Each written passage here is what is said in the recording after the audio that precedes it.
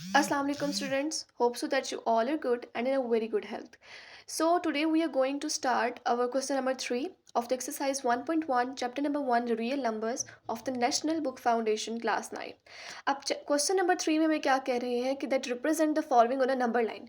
हमने question number 1 में पढ़ा था represent each number on the number line. हमने पहले नंबर लाइन के ऊपर एक नंबर को रिप्रेजेंट किया था. अब हमारे पास एक लिमिट गिवन है, लिमिट्स के फॉर्म में हमारे पास गिवन है. हम लिमिट्स के फॉर्म में नंबर्स को किस तरह से नंबर लाइन पर रिप्रेजेंट करते हैं हम इस वीडियो में वो सीखने जा रहे हैं. चूंकि हमारे पास देखें पार्ट नंबर 1 में क्या लिखा हुआ है that x is less than 0, यानी कि हमें ऐसे एरिया को डिफाइन करना है जो कि 0 से कम होगा. पहले क्वेश्चन नंबर 1 में हमें गिवन होता था that express 7 over 8 on the number line which is very easy. और हमने इसको भी देखा था कि हमने इसको किस तरह से एक्सप्लेन करना है और किस तरह से रिप्रेजेंट करना है. लेकिन क्वेश्चन नंबर 3 में हमारे पास एक एरिया आ गया है. 1 में हमें एक पॉइंट गिवन था, 3 में हमें एरिया को डिफाइन करना है कि नंबर लाइन के ऊपर वो एरिया कहाँ पे एग्जिस्ट कर रहा है. सो इसको हम लोग समझेंगे आज के क्वेश्चन में और इसको बहुत ईजी वे में समझेंगे ताकि हम लोग ईजिली इस क्वेश्चन को सॉल्व कर सकें और इससे नंबर्स ऑब्टेन कर सकें. So let's move towards our the video. हम लोग अपना फर्स्ट पार्ट देखते हैं जिसमें क्या कहा जा रहा है x is less than zero.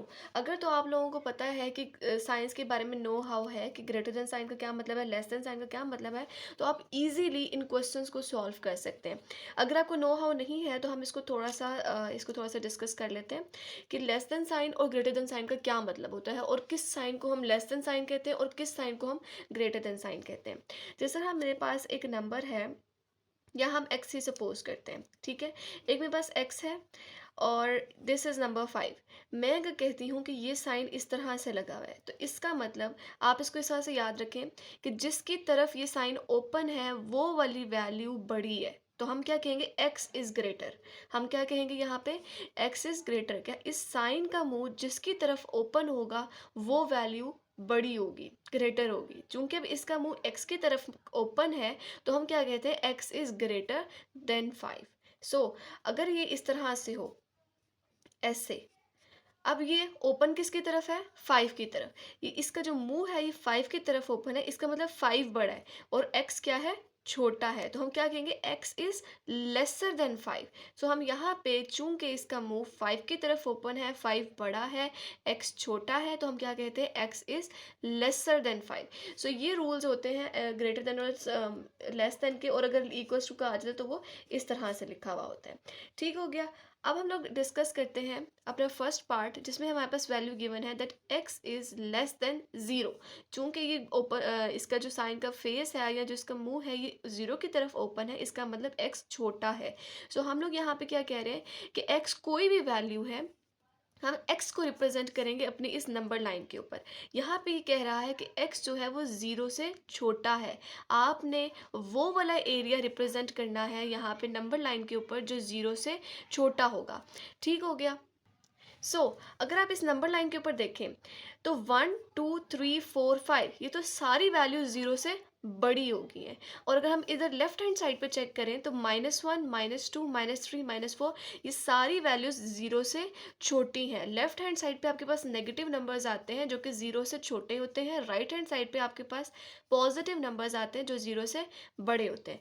चूंकि हमें पार्ट में गिवन था that x is less than 0, तो हमने इस नंबर लाइन के ऊपर ऐसा रीजन डिफाइन करना है जो रीजन 0 से छोटा होगा. हम लोगों ने अभी डिस्कस किया ये वाला जो रीजन है, दिस रीजन, ये रीजन 0 से छोटा है. That region is x less than 0. Hope so कि आपको क्वेश्चन समझ आया है. मैं आपको दोबारा से इसको एक्सप्लेन करती हूँ कि x इज लेस देन 0 का मतलब ये है हमने इस नंबर लाइन के ऊपर ऐसे रीजन को एक्सप्रेस करना है जो कि 0 से कम होगा. ये रीजन चूंकि 0 से बड़ा होता जा रहा है, 1 2 3 4 5 ये बड़ा होता जा रहा है, बड़ी वैल्यूज आ रही हैं. नेगेटिव वाली वैल्यूज हमेशा 0 से छोटी होती हैं. हम लोग इसको इस साइड पे ले जाएंगे दैट ये वाला जो एरिया है वो लेस देन 0 है. ओके. अब नेक्स्ट पार्ट है हमारे पास -3. यहाँ पे ये पार्ट गिवन है दैट x जो है वो 3 से तो छोटा है लेकिन -3 से बड़ा है. यानी कि हमने इस नंबर लाइन के ऊपर ऐसे रीजन को डिफाइन करना है जो रीजन 3 से तो छोटा हो लेकिन -3 से बड़ा हो। चूँकि यहाँ पे अगर हम सिर्फ इस पार्ट को देखें तो यहाँ पे हमें नज़र आ रहा है -3 इज़ लेस देन x, मतलब x बड़ा है, -3 छोटा है, क्योंकि x की तरफ मुँह ओपन है। तो हम क्या कह रहे हैं, -3 इज़ लेस देन x, मतलब x का जो रीजन है वो -3 से बड़ा होगा। लेस देन 3 है यहाँ पे। अब यहाँ पे क्या है, x इज़ लेस देन 3, मतलब हमें ऐसा रीजन डिफाइन करना है जो कि 3 से तो छोटा हो लेकिन -3 से बड़ा हो। +3 और -3 के दरमियान वाली वैल्यू चाहिए हमें। सो दिस इज +3, ये हमारे पास +3 है, एंड दिस इज -3। हमें ये वाली वैल्यू चाहिए, तो हम इसको इस तरह से डिफाइन कर देंगे कि +3 और -3 के दरमियान वाला जो रीजन है, that is x is less than 3 and greater than -3।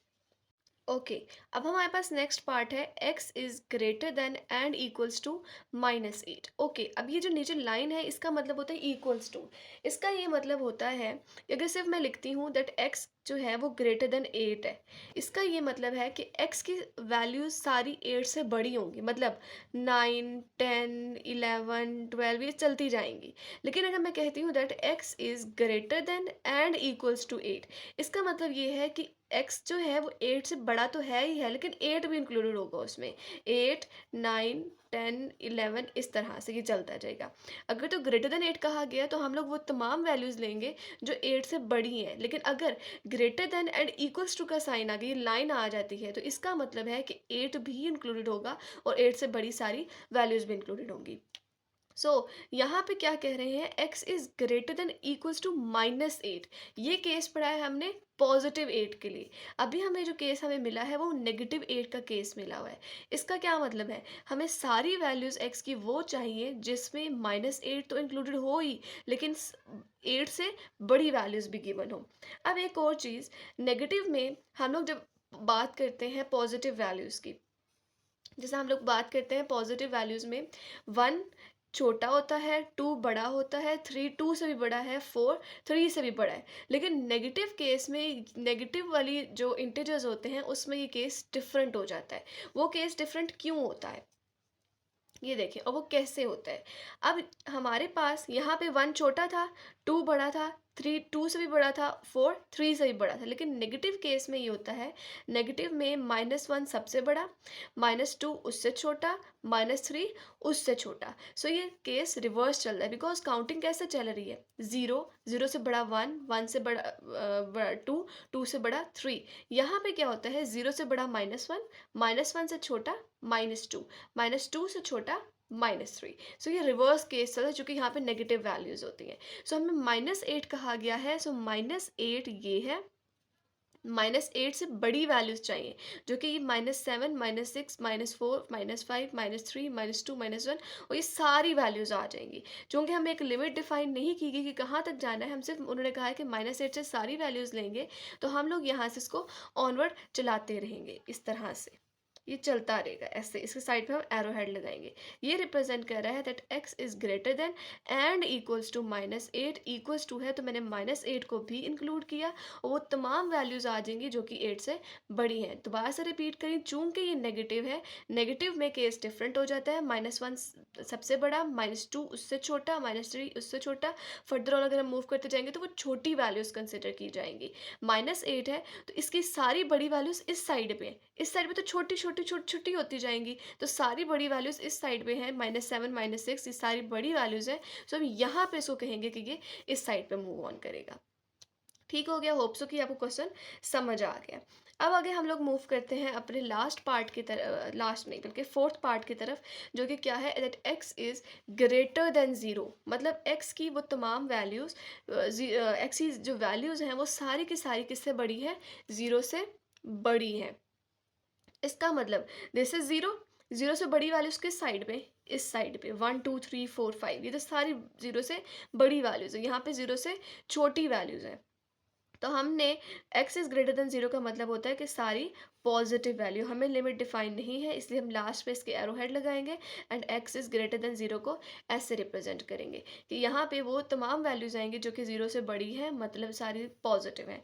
जब हमने फर्स्ट केस किया था अपना that x is less than 0, ये वाला केस किया था, तो इसमें हमने क्या कहा था, लेस देन 0 मतलब सारी नेगेटिव वैल्यूज़ इस साइड पे, पॉजिटिव वैल्यूज़ ये x से बड़ी वैल्यूज़ चाहिए होंगी तो हम पॉजिटिव वाली साइड पे मूव करेंगे, जैसे हम अपने ये फोर्थ पार्ट की तरफ मूव किया है हमने। चलिए अब आगे मूव करते हैं। ओके, नेक्स्ट क्वेश्चन है हमारे पास that x is less than -3, मतलब x की वो सारी वैल्यूज वो आएंगी जो कि -3 से छोटी होंगी। सो -3 ये है हमारे पास। अब -3 से छोटी वैल्यूज किस साइड पे है, जरा मुझे बताएं। -3 से छोटी वैल्यूज क्या इस साइड पे है या फिर इस साइड पे है जी। सो -3 की छोटी वैल्यूज हमारे पास इस साइड पे है, क्योंकि मैंने आपको क्या बताया था, पॉजिटिव वाली साइड पे मूव करेंगे तो वैल्यूज बड़ी होती जाएंगी, नेगेटिव वाली साइड पे मूव करेंगे तो वैल्यूज छोटी होती जाएंगी। चूंकि हमें -3 से छोटी वैल्यूज चाहिए तो हमारे पास, अब देखिए -3 के नीचे यहाँ पे इक्वल्स टू का साइन नहीं लगा, इसका मतलब -3 इंक्लूड नहीं करेंगे, यहाँ -4 से इंक्लूड होगा। ये -4 से ऑनवर्ड सारी वैल्यूज जो होंगी वो छोटी होंगी, -4 से पीछे जो वैल्यूज होंगी वो क्या होंगी, छोटी। सो ये था आपके पास क्वेश्चन जिसमें क्या कहा गया है, हमने वैल्यूज फाइंड करनी है x लेस देन -3। चूंकि मैंने आपको कहा यहाँ पॉजिटिव की तरफ सारी बड़ी वैल्यूज, नेगेटिव वाली साइड पे सारी छोटी वैल्यूज, -3 से कम जाना था, नीचे इक्वल्स टू का साइन नहीं था इसलिए हम -3 को इंक्लूड नहीं करेंगे, -4 से स्टार्ट करेंगे और ऑनवर्ड्स जाते जाएंगे। ठीक हो गया। लास्ट पार्ट है हमारे पास इस क्वेश्चन का, x की वैल्यू जो है वो, अब जरा इसको गौर से देखें क्योंकि इसमें दो केसेस इंक्लूड हो रहे हैं। फर्स्ट केस ये है, x जो है वो less than and equals to 4 है एंड ग्रेटर देन -4 है। इसका मतलब इक्वल्स टू 4 मतलब 4 की वैल्यू तो आएगी आएगी, और साथ -4 है और यहाँ पे जो इक्वल्स टू का साइन नहीं लगा हुआ है, इसका मतलब हम सिर्फ x बड़ा है -4 से तो ये सिर्फ -3 तक जाएगा, -3 तक का रीजन जो है वो कहलाएगा x is less than and equals to 4 and greater than -4। चूंकि यहाँ पे इक्वल्स टू का साइन नहीं था तो मैं -4 को इंक्लूड नहीं करूँगी, सिर्फ -4 से बड़ी वैल्यूज को इंक्लूड करूँगी जो कि -3 है। सो होप सो कि आपको ये सारी चीज़ें समझ आई होंगी कि ग्रेटर देन का क्या मतलब है, इक्वल्स टू का क्या मतलब, less than and equals to का क्या मतलब है, और greater than and equals to का क्या मतलब है। अगर आपको ये चीज़ें समझ आई हैं तो आप इजीली इस क्वेश्चन को भी अंडरस्टैंड कर सकते हैं और उसको सॉल्व कर सकते हैं with a very easy way. So hope so कि आपको ये लेक्चर समझ आया होगा। Meet you in the next morning, till then अल्लाह हाफिज़ एंड दुआओं में याद रखिएगा।